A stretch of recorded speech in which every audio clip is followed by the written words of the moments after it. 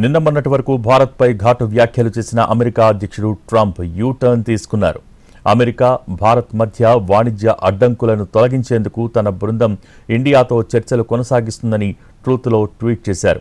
తన మిత్రుడైన భారత ప్రధాని మోడీతో వచ్చే కొన్ని వారాల్లోనే మాట్లాడేందుకు ఆసక్తిగా ఎదురుచూస్తున్నట్టు తెలిపారు. ఈ చర్చలు రెండు గొప్ప దేశాలకు మంచి ఫలితాలు ఇస్తాయని ఆశిస్తున్నట్టు ట్రంప్ పేర్కొన్నారు. ఇటీవల షాంఘై సహకార సంస్థ శిఖరాగ్ర సదస్సుకు హాజరైన ప్రధాని మోడీ అక్కడ చైనా అధ్యక్షుడు జిన్పింగ్, రష్యా అధ్యక్షుడు పుతిన్తో ద్వైపాక్షిక భేటీలు నిర్వహించారు. ముగ్గురు దేశాధినేతల సమావేశంపై స్పందించిన ట్రంప్ చైనా చీకటి వలయంలో భారత్ చిక్కుకుందని విమర్శలు గుప్పించారు. అనంతరం కొన్ని గంటల్లోనే తన స్వరం మార్చారు. భారత్, అమెరికా మధ్య బంధం చాలా ప్రత్యేకమైందన్నారు. దాని గురించి ఆందోళన చెందనక్కర్లేదని తెలిపారు. మోడీకి తానెప్పుడూ స్నేహితుడని, ఆయన గొప్ప ప్రధానమంత్రిని కొనియాడారు.